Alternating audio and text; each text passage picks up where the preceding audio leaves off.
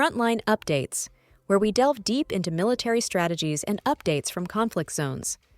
Today, we're discussing the progress of the ongoing special military operation as of April 23, 2025. I'm your host, Sharifa Mohammed, MGT. I'm Colonel AUC3I, an infantry officer. The Russian armed forces continue sustained offensive operations across all active sectors of the special military operation, with intensified engagements in the Donetsk, Kharkiv, Sumy, Zaporizhia, and Kursk regions. On April 23, 2025, ground forces were supported by precision strikes from aviation, drones, and missile units, resulting in widespread Ukrainian losses in personnel, armored systems, artillery platforms, and critical infrastructure. Welcome to Frontline Updates, the podcast that brings you in-depth insights into military operations from those leading them on the ground. Today, we're joined by Colonel AUC3I, an infantry officer monitoring critical missions on the progress of the special military operation as of today. Colonel Oguntoy, thank you for being with us. Thank you. It's good to be here. Colonel, let's begin with the general state of the operation. What's the broad picture as of today? The operational tempo remains high across all sectors. What we've seen over the last 24 hours is a coordinated increase in offensive pressure on land, through the air, and in the electromagnetic spectrum. The armed forces of the Russian Federation have been executing synchronized operations across Donetsk, Kharkiv, Sumy, Zaporizhia, and the Kursk axis, targeting not just enemy troop concentrations, but also their deep infrastructure and Western-supplied high-value assets. Our doctrine at this stage of the operation emphasizes mobility, combined arms integration, and denial of maneuver space. Whether it's through artillery interdiction, drone strikes on logistic hubs, or mechanized pushes into contested settlements, we're applying constant pressure with the intent to fragment Ukrainian cohesion. Let's zero in on the north. What happened in the Belgorod-Sumy-Kharkiv corridor? In the northern sector, the North Group of forces inflicted significant losses on Ukrainian mechanized and assault formations across key settlements like Veliky Prikol, Myropolskoy, and Prokody in Sumy. These aren't symbolic locations, they sit along road networks vital for moving equipment eastward. We also struck Ukrainian positions in Kharkiv, Volchansk, Lipsy, and Maly Prokody, where we degraded a motorized infantry brigade and 2 territorial defense battalions. Among the destroyed assets was a U.S.-supplied M777 155mm howitzer, which had been used in prior long-range harassment of our staging zones.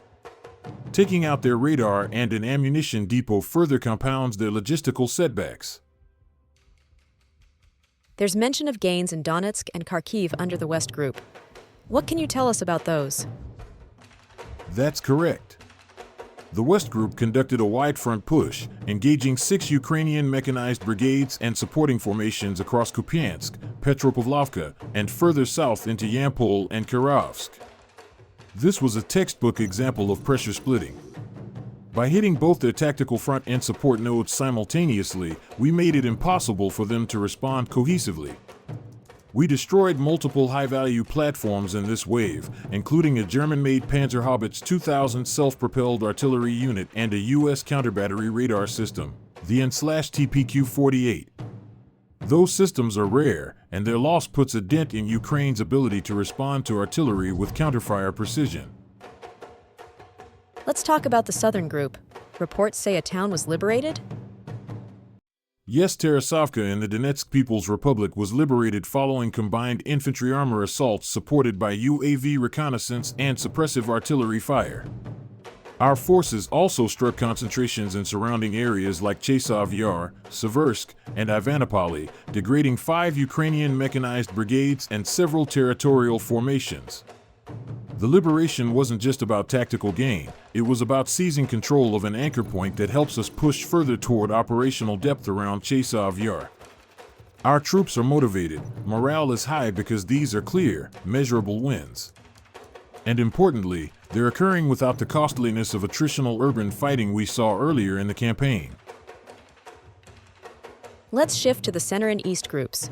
How did they factor into the day's operations? The center group has been deeply engaged along an arc of contested settlements, Krasnoarmeysk, Moravka, and Zvarivo among them. What distinguishes these operations is the layered nature of Ukrainian defenses, mechanized brigades up front, followed by specialized unmanned system teams and National Guard units behind. Despite that, we've inflicted heavy losses, over 370 Ukrainian personnel in just this sector. We also knocked out tanks, US-made M113 APCs, and artillery positions.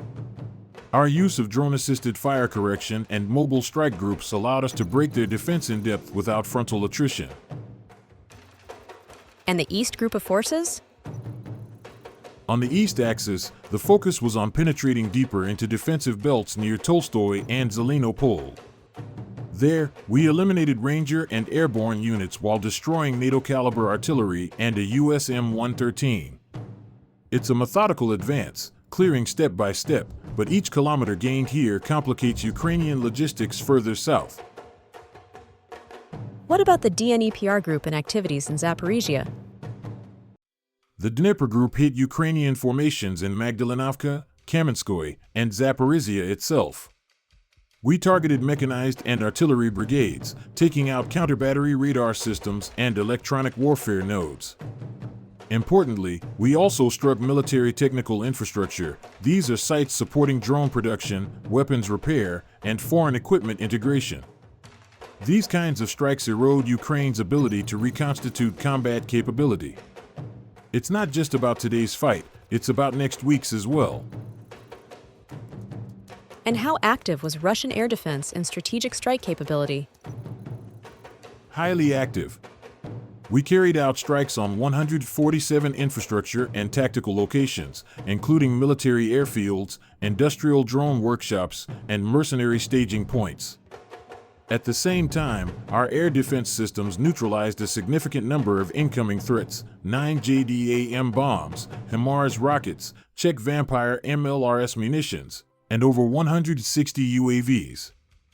What we're seeing now is not a drop in Ukraine's reliance on drones and Western precision munitions, but a shift toward volume. They're trying to saturate. Fortunately, our integrated air defense network, built on layered detection and intercept, continues to prove resilient. Finally, Colonel, the Kursk direction continues to show up in these briefings. How important is that front right now? Extremely important. The Kursk region functions as both a strategic buffer and a proving ground for Ukrainian incursion attempts. Yesterday, we struck airborne and territorial defense units near Gornal and Oleshnya. Across Sumy region, our artillery and aviation hit more than a dozen villages used as staging and drone control points. We eliminated over 170 enemy personnel, a US Bradley IFV, and multiple self-propelled artillery systems. We also took out 11 UAV control centers, a blow to their command and control at the tactical level. Cumulatively, Ukrainian losses in this sector now exceed 75,000 personnel. The Kursk axis may not move as fast, but it is where Ukraine invests heavily in asymmetric attempts. And we're prepared to meet them at every turn. Colonel, thank you for providing such a detailed briefing on the current military situation. Your insights are invaluable to our understanding of the conflict's dynamics. And thank you to our listeners for tuning in. Join us next time as we continue to provide up-to-date coverage on global military affairs. Stay with us for more updates and expert analyses on global defense and security issues. Stay informed, stay secure. Thank you for the opportunity. I want to emphasize that our forces remain committed to achieving our objectives while minimizing unnecessary harm.